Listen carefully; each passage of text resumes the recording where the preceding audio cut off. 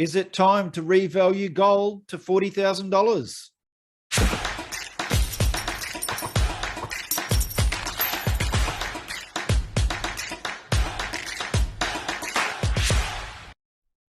And US CPI came in at a red hot 7.5%, beating the forecast of 7.2%, and it's the highest since 1982. Houston, we've got a problem.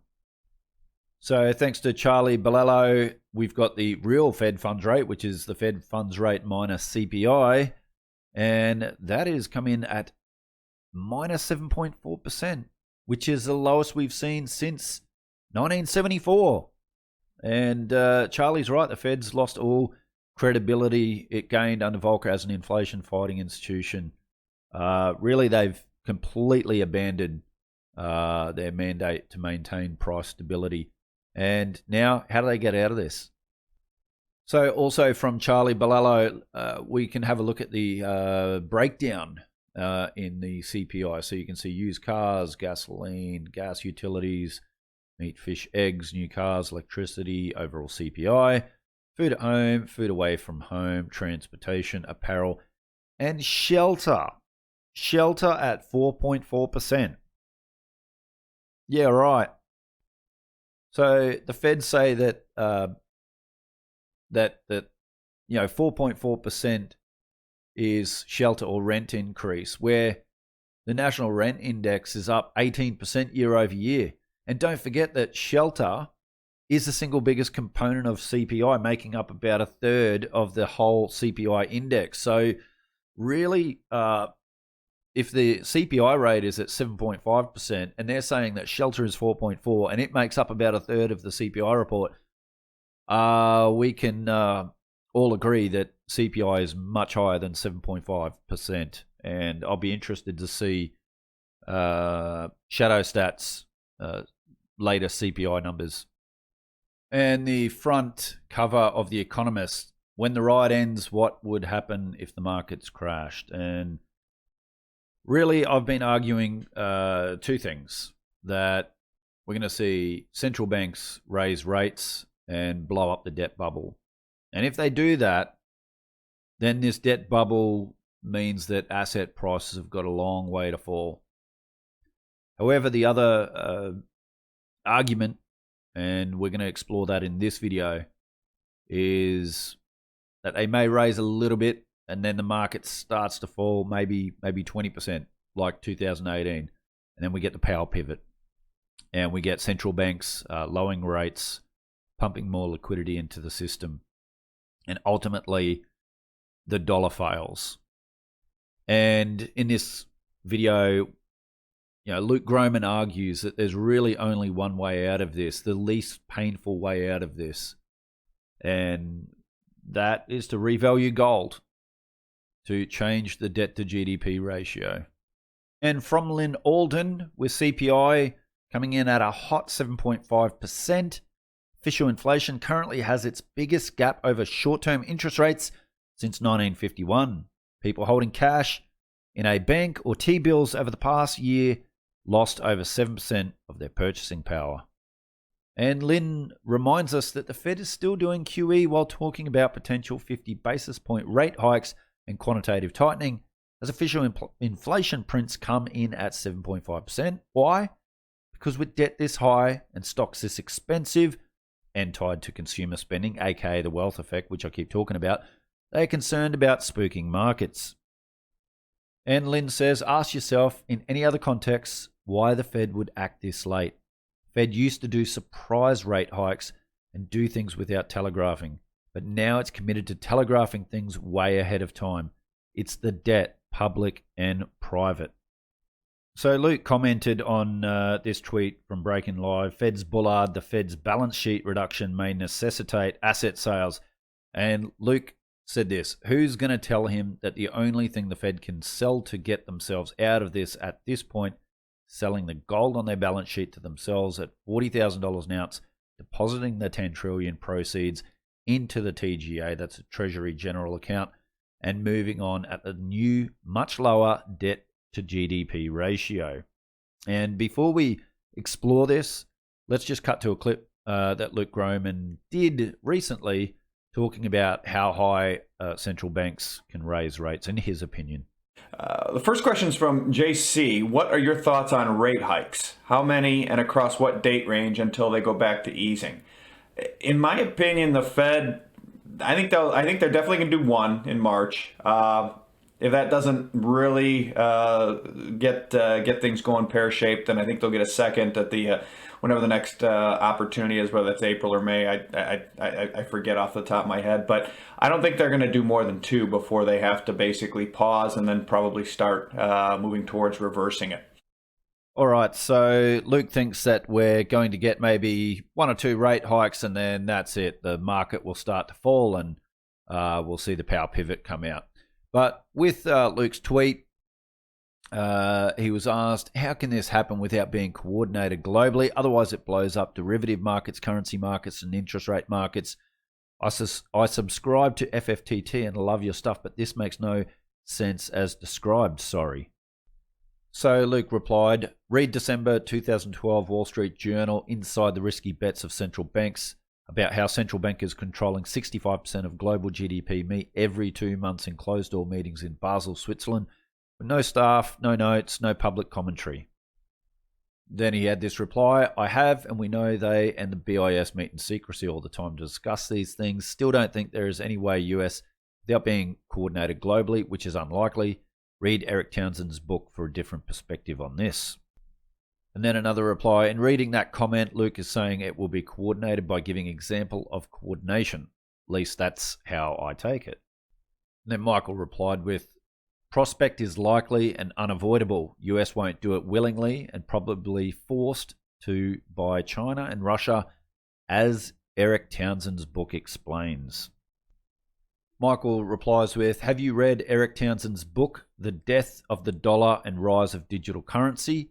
Lays out best roadmap I've seen for China, Russia, maybe EU to reintroduce gold to system combined with crypto with no World War III and no shots fired. Wish Luke would read comment. So Luke did comment. He said, I have not read it, sorry. Michael then said, it is only 254 pages and can be read in a few hours. Part where China and Russia launch a new digital currency with gold component is most important. If you don't want to read it, just ask Eric about it. So those of you who don't know who Eric Townsend is, he is a hedge fund manager and he's the host of the very popular podcast Macro Voices, which I listen to each and every week. In fact, for us Australians, we get it every Friday morning and it's just popped up onto my phone. So I'm recording this video on Friday the 11th of February, and I will be listening to Eric Townsend later on. Now, those of you that follow this channel will know that I did this video, gold-backed cryptocurrency, where Russia are talking about a gold-backed cryptocurrency. And this is what Eric Townsend does argue. So Eric and Luke aren't necessarily in different camps. Both of them are bullish gold, and they believe gold is going to be revalued and part of the new monetary system, because this current one is collapsing before our very eyes, but a lot of people are asleep to it. They may have slightly different opinions on how we get there, but we get there. And breaking news, Russia's second richest man says Russia's first approved digital asset issuer could issue tokens linked to metals. So Russian billionaire Potanin, man, I need to work on my Russian, says tokens can displace crypto. So he's arguing that using blockchain technology, they can create a token that is backed by metals, backed by gold, just backing up that video that I did about Russia creating a gold-backed cryptocurrency, which Eric Townsend says is how, the US and the rest of the world are going to be forced back to a monetary system that is linked to gold. Now, you always get these questions from people, that is literally hyperinflation. Don't think people will like paying $300 for a pizza. Luke replies with, it will be hyperinflation with US characteristics. We are exceptional. Pizza will be more expensive, but not $300. We should all be studying early 1980s Israel. So this is actually something I'm going to do because I'll be honest, I'm not too familiar with this. 100 to 200% inflation for a couple of years. Then when debt reduced enough, normalize. Then he was asked, how is this plan different than minting the coin? And then Luke replied, similar, but global central banks and foreign creditors don't own platinum on their balance sheets, only gold. That's the thing, and that's what I've been arguing for a long time now, is look at what central banks do. Less about what they say, more about what they do, and especially about what they own and buy. Mint the platinum coin equals that word, US creditors. Let's say screws US creditors, who will react like they did in the 1970s, raising prices, revalue gold, equals compensate foreign creditors, system will move on. And Len had this reply, exactly, gold price climbed roughly 20-fold between 71 and 79. The world didn't end. Pizza bread and oil prices didn't climb 20-fold either. Life will carry on. But American standard of living will take a hit until domestic manufacturing ramps back in response to falling US dollars or US dollar. Now, I get this argument all the time, and I've spoken about it time and time again on this channel. And I tell people, go have a look at what gold and silver was in 1971. Go have a look at what it ended up being in 1980. Go have a look at the cost of a loaf of bread or a carton of milk or whatever it is in 1971 and see what its cost was in 1980. This tweet sums it up. So all of those that say, if gold's revalued this and a loaf of bread's going to be $1,000 and that's just lazy and ignorant. And you guys need to go and do, I don't mean to sound harsh, I just really hate this argument because people haven't gone and done the research. They haven't gone back to compare what happened in 1970s between precious metals and goods and services. Now, Luke was asked, where will they get the 10 trillion proceeds to buy it? Luke says, well, same place they've gotten the dollar or the dollars to buy the 8.8 trillion in bonds that now reside on their balance sheet. So what is the way out of this mess, this monetary mess that we're in? And is gold the answer? Will central banks raise rates? Will they not? Will they only raise a couple of times and then do a power pivot, as Luke Gromen says? Well, there's someone else who actually agrees with Luke Gromen. Now, I recommend people read Jim Rickard's book, The New Case for Gold, but there's someone else who actually agrees with Luke and says that the central banks won't raise, or they won't raise much, and they will do a power pivot. And that's BlackRock's vice chairman, Philip Hildebrand. He says that central banks can't raise rates and that they're going to have to live with inflation. And this is, I guess, Luke's argument. But anyway, let's cut to a clip and listen to this BlackRock vice chairman's own words. I think there is a little bit of a race going on. Markets are pricing in new expectations. Central banks don't want to be seen to be not responding to this very high inflation, which is linked to the restart. And so they're responding. The rhetoric ratchets up. The market responds. So there's a bit of a race going on, a feedback loop. But I think eventually, things will settle. People will start to see through it. But at the moment, I would expect this to continue for a while. We're going to see volatility. At the end of the day, I think we're going to see a muted full cycle of interest rate rises. Would that be genius? Because actually, so you have central banks that at the moment seem quite hawkish. They end up being dovish, and so it's almost like they don't do much, but mission accomplished. Well, we should think about why the cycle will be more muted, in my view, yeah. and I think that has to do with the nature of the inflation here. Right. Very few people really mentioned this is not an overheating economy. We're still growing below potential. So the idea here is these are inflation dynamics, very unpleasant, not acceptable in many ways, but they are driven by supply constraints, not by an overheating economy, and that will lead to a more muted cycle in the end. But until we get there, we're going to see a lot of volatility. But I think a lot of economists are saying, look, I go to the supermarket and my tomatoes are whatever, €1.40 instead of €1. Even when the supply constraint eases, then that's not going to go back to 1.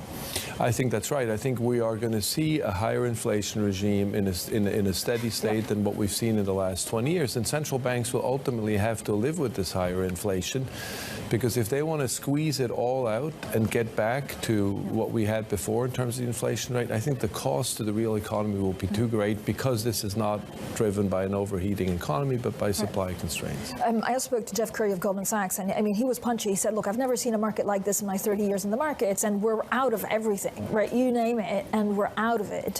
When do these supply concerns go back on track to something that's much more easy to live with? I think the good news is I'm here today for the first time in almost 2 years. We're reopening. The quicker we can reopen the economies while paying attention to the health and safety concerns, I think the faster this will happen.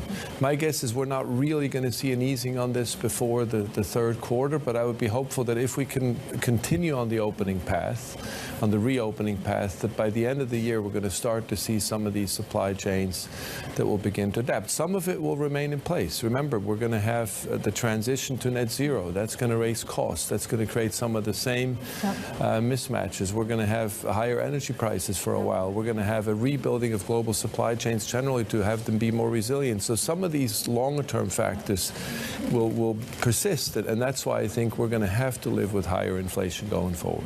All right, if you want more information about this whole gold reset, resetting the price of gold, dumping 10 trillion into the TGA, and how that will reduce the debt to GDP ratio and what that will mean for the economy moving forward, I've already done a video on this, 40k gold in reset, and I'll put a link in the description below, and there'll be a little link that you can click on shortly at the end of this video. But this is one scenario. All right, there's two scenarios to this. The first scenario is that central banks don't raise rates, or they raise a little bit and then they do a power pivot. We live with inflation. We have deep negative real yields, maybe yield curve control, or maybe they just do what Luke and many others argue, and that we have a complete monetary reset, linking gold to whatever the new monetary system is, perhaps using blockchain as a technology, but ultimately whatever monetary system we move to, that gold will play a part, one, to provide confidence, and two, well, once again, to change that whole debt to GDP limit. And the other option is raise rates and pop the debt bubble, pop every asset class that's been pumped up by this debt bubble, and we have a huge depression. So they're really the two options. You live with inflation, as BlackRock say, cap yields, revalue gold, something like that, or we raise rates and we just blow up the debt bubble, and but then that's going to have economic consequences in terms of a depression in the short term. That's going to be short-term pain. Personally, that is actually the better option, because we need to get away from this. Ultimately, go back to a monetary system linked to gold. Yes, absolutely, I agree with that. But we need to get rid of the debt in the system. We need to get back to capitalism, savings, investment, and production, making goods and services and competing with each other on a global scale. Not this Keynesian, debt bubble, lift asset prices, wealth effect, spend consumer rubbish that's not creating long-term wealth. That's just a Ponzi scheme. Anyway, what do you guys think? Love to see your thoughts and opinions in the comments below. If you like this video, please hit that like button. Really do appreciate it. Take care, guys, and I'll see you all again on another episode of Finance Uncut.